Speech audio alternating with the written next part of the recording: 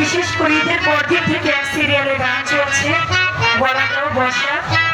তারপরে আজকের দিনটা আমি দরবারের জন্য রেখেছি, আমি কোনো বাইরে নেই নাই। তারপরে আবার আগামীকাল থেকে 6 তারিখ পর্যন্ত আমার বাইরে রাখা। দয়ালের দরবারে এসেছি, দয়াল বলেছেন আমি যেন আরো দুটি গান করে গাইছি আপনাদের সকলের জন্য।